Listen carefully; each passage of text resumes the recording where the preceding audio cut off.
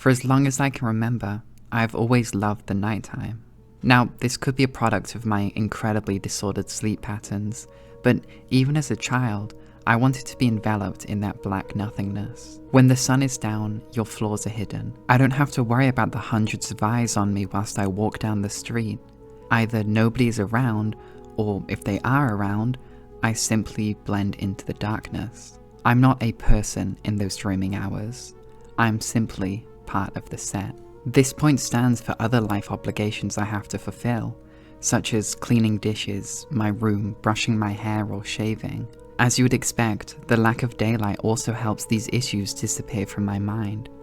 Everything wrapped up neatly in this void of nothingness. There's no need to be perfect, or even a need to be a person at all if the world cannot see you. Since the 1990s, there's been a social phenomenon building in Japan of young people, primarily men in their late 20s, becoming shut-ins. It's fair to say that social isolation has become more of a common theme following the COVID-19 pandemic. You no longer buy things from the shops, instead you order them from the comfort of your home. And even if you do go out, chances are you'll use a self-checkout machine instead of speaking to a real person. But this general malaise is much different to the post-2020 world. In his 1998 book, Social Hikikomori, Adolescence Without End, psychologist Tamaki Saito wrote, "It is a state that has become a problem by the late 20s that involves cooping oneself up in one's own home and not participating in society for 6 months or longer." But that does not seem to have another psychological problem as its principal source. The name of this condition was coined as Hikikomori, taken from hiku to pull, draw or retreat, and komoru to stay inside. And unsurprisingly, the name describes exactly what's happening here. In 2023, it was reported a staggering 1.5 million people in Japan have become hikikomoris. That's 2% of all people aged 15 to 64. The leading theory for psychologists currently has to do with Japanese culture and how demanding it can be both in social and work life, although it appears to me that each country has some form of hermit developing. Just in the Western world, we refer to them as neets or kippers or shut-ins. Young adults who can't manage to grasp the brutality of modern life and so retreat into the comfortable, into what they already know. Whilst I won't deny the difference in pressure students and young people in the West are put under to that of Japanese society, it is a relative struggle. If you've never worked a day in your life, then a 5-hour workday may seem like an insurmountable task to complete. Sure, others work harder and longer, but this doesn't change the fact that you're working 5 more hours than you're used to. Generally, the reasons given by many hikikomori seem to be universal worries many people hold. A fear of attachment, failure in job or school, overwhelming pressure to deliver, self-blame and hatred. Over the last 5 years, it would be wrong of me to say that I haven't become some type of hikikomori. Obviously, I'm not on the same levels as actual hikikomoris. I still go out and see my friends every once in a while. I walk around at night, and of course, I don't smoke cigarettes in my room as much as I would like to. Though this is a condition I've lived with for as long as I can remember, I'd never heard my own thoughts verbalized so clearly by another. I'd never had the spotlight projected right onto myself and forced to confront the way I live. This was until I began reading the works of Yukio Mishima. Again, it would be inaccurate of me to say that I relate to Mishima, with the whole hyper-nationalist traditionalist politics and the attempted coup of the Japanese government he performed right before killing himself. However, there are moments in his writings that make me face an uncomfortable truth, as if this very dead homosexual man was staring me right in the eyes and saying, "You know, me and you, we aren't so different all things considered." In his seminal essay, Sun and Steel, Mishima writes about his younger years and how he cowered in darkness, obsessed with words, something he refers to as corrosive towards him. He was frail, weak, ill, and in my perspective, used the dark to mask himself. As an infant, he was stolen away by his grandmother, who chose to raise him by herself. He was not allowed to see his family, nor play outside with her children.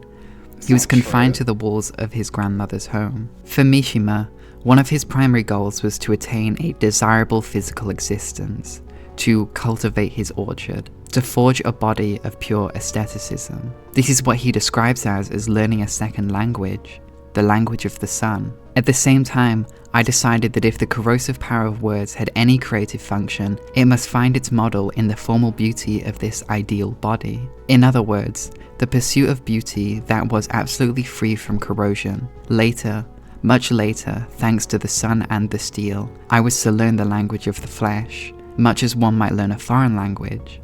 It was my second language, an aspect of my spiritual development. I know I began this video discussing shame and immediately pivoted to these people who have and do undergo huge levels of social isolation, and with the passage on Mishima, I'm getting a little ahead of myself. But I'd like to point out the ties that can be drawn here. As a response to shame, many young adults have started cooping themselves up inside apartments and houses, away from the prying eyes of others. And, for Mishima at least, the way he overcome this was through sun and steel, replacing the abstractions of language with the pure reality of flesh.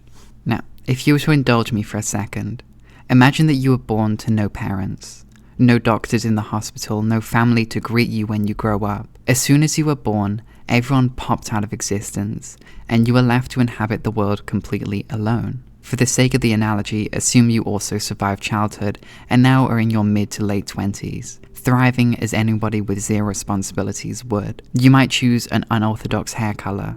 You might choose to wear no clothes when going outside. You might even choose not to shower. None of these decisions really matter because you are the sole perspective of the world. You are the only conscious, rational being, and so you only have your will to live by. To cut a long story short, you can do whatever you want. One day you wake up incredibly hungry. Your stomach in physical pain hungry. Immediately, you get out of bed, run outside of your house, and head to the nearest supermarket, the one you've been treating as an infinite source of canned food. You get your nutrients for the day and sit outside the shop eating directly from the can. There is no shame to be felt by your sullied lifestyle, but as you scoop down the last bits of beef ravioli into your mouth and bring the metal container down from your face, you see someone else. They aren't doing much of anything, just standing on the other side of the car park. Her hair is flowing across her face and her long dress is caught in the wind. She's just as awestruck as you are, finding out that you aren't the only human left alive. Like a bolt of lightning struck the pair of you, you run towards each other, hoping to escape the dull monotony of life in isolation. But as you get closer, something stops you. You become aware of your poorly cut hair, and the streaks of neon green you'd haphazardly dyed into it. You become aware of your bare naked skin and the putrid odor that's currently being emitted from weeks of not bathing. In this moment, you become aware that you are not the sole organizing force of the universe, but this other is too. Your personhood is currently being judged and objectified and analyzed by another conscious individual, categorized and judged in ways completely out of your control. In the same way, you're doing the exact same process to her, noticing how her long hair wasn't so long after all, and in fact she's kinda bald. Her face was once obscured, now shows two eyes looking in opposite directions, and the scent of pipe smoke is filling your nostrils. It's at this point you realize that this isn't a girl at all. That's French existentialist philosopher and playwright Jean-Paul Sartre. With tears welling in your eyes, you call out, "I thought you were a girl." And Sartre responds, "Yeah, me too. It's almost like the person writing the script was too lazy to rewrite that part after she got the idea to make us speak to each other." You remark, "Wow, very meta. Shouldn't you be speaking French though?"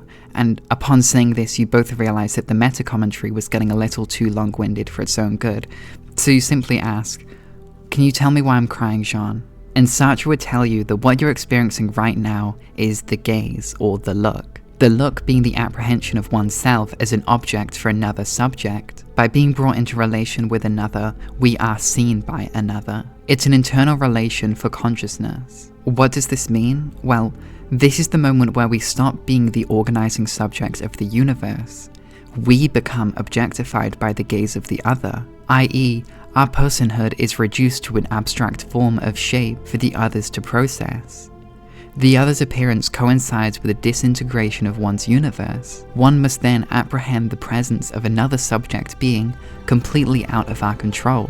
Your being for itself is negated in this moment, and being for others, or being as object, takes reign. And this is where shame develops. As Sartre writes, shame is shame of the self.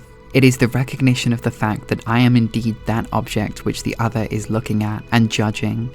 This self which I am, this I am in a world which the other has made alien to me. Thus, I am my ego for the other, in the midst of a world which flows towards the other. And I do believe Sartre has a point here. It's not that the shame I feel is intrinsic to my being. It's that with another conscious observer, that feeling of shame is able to make its way into my life. Shame presents itself as something foreign to me. It is not a product of my own, but one born from social relations with others. When discussing a topic like this, the 1995 anime Neon Genesis Evangelion is bound to be brought up, as throughout the series our main character, Shinji Ikari, is completely paralyzed by the gaze of the other. There are so many examples I can give here, but I believe the best example of Shinji's confrontation with the other, and the shame that arises from such, is during the hospital scene at the beginning of the film End of Evangelion. Just to give some context to those who haven't seen End of Evangelion, following a series of pretty awful events like losing to the 14th angel and getting, quote, mind raped by the 15th angel, Asuka is put into a medically induced coma following a suicide attempt due to her declining mental state. Whilst Asuka is being held in care, Shinji visits and begins pouring out all of his emotions, though she can't hear him. As he shakes her unmoving body, begging her to wake up, he pulls too hard and Asuka is rolled over, popping open her hospital gown and exposing her breasts. The camera doesn't show exactly what's happening, but we can hear Shinji's heavy, panted breathing growing more intense. That is until we are shown Shinji's hand covered in semen. He masturbated over his unconscious friend. Clearly, in this moment, Asuka has become objectified by Shinji in the purest sense of the term. She stops being viewed as a person. His begging for her to call him an idiot, a large part of their interaction with one another, has disappeared. For Shinji, Asuka has become an object of desire, both sexual and emotional desire, though in her comatose state, she cannot feel the latter. And so in the hospital scene, she is objectified by Shinji's gaze, with her personhood reduced to that of a porn magazine. But at the same time, Shinji is also reducing his own personhood. Upon realizing that Asuka cannot hear him, that she's fully unconscious, he realizes that there is no other to observe him. In this moment, he is free to act upon any emotion he wants because he does not feel shame. His personhood cannot be constructed as the I is just as much a product of the other as it is oneself. And so Shinji can be left with physical, bestial desires. Although it should be noted that Shinji isn't completely alone. Asuka's body is still there, though she's unable to perceive him. This is why, when we cut back to the reveal that Shinji was in fact masturbating, he states, "I'm the lowest of the low," depending on what translation you're using. Through the absence of consciousness, Asuka provides a mirror, or more accurately, a prism for Shinji to view his actions through. She isn't there and present to actually give her own perspective, but it's this lack of feedback that causes Shinji to recognize himself as the lowest of the low. Shinji can only imagine how Asuka would react to him masturbating over her, and I believe that Shinji is actually creating a simulated version of Asuka to help him maintain his fully formed identity, even if that identity is not one he wants to keep. It's just the most comfortable hole he can crawl back into. I believe this shows a much more terrifying implication of Sartre's understanding of shame. Once the other has entered into our lives, we're constantly under the gaze, even if we aren't actively being watched. Like within our minds, we've constructed panopticons to view us every minute of every hour of every day, with every prisoner being our friends, family, colleagues, or anyone of importance to us. When I made the claim earlier that shame had driven young people into spending all their times indoors, I don't actually believe that the shame ever really left them. Instead, it has grown and developed to be this all-encompassing, malevolent force that shows up no matter how far we run from it. We are both prisoner and police officer, both student and teacher, both judge and defendant. It seems like an impossible situation to escape from. I like to end my videos off on a positive note, but in this case, I cannot provide you with the answers to overcome the shame of life. But I cannot go without discussing one peculiar event that happened to me this summer.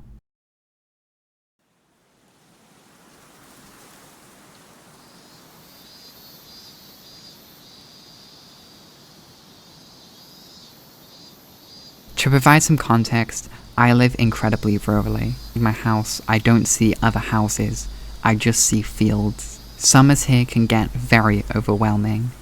The hot air sticks to you and it becomes so stuffy that breathing poses a challenge. Typically, I would shut myself in my room, try to sleep through the heat of the day, and awaken when the sun has set, living in a parallel time zone to those around me. And this July was no different, having 4 different heat waves hitting the island. However, what was different was me. For some reason, and I cannot even begin to explain it if I tried, I had fallen deeply in love with the sun, with the heat, with the feeling of sweat running down my back, with the sensation of light touching my body I'd so often covered away. I spent the heat waves basking in its glorious rays, walking around the back roads of my village, lying in fields of wheat and letting the wind flow through my hair and the sun bronze my skin.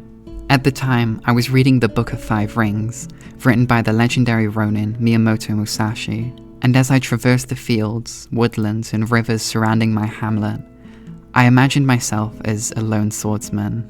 This was the first awakening of my current vice, to train myself to wield a blade, to know death so intimately that the correct movement of my arms could strike another down.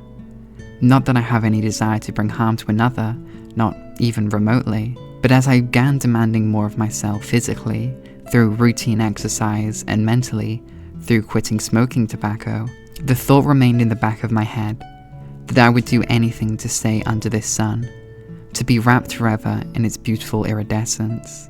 Of course, this summer could not last forever.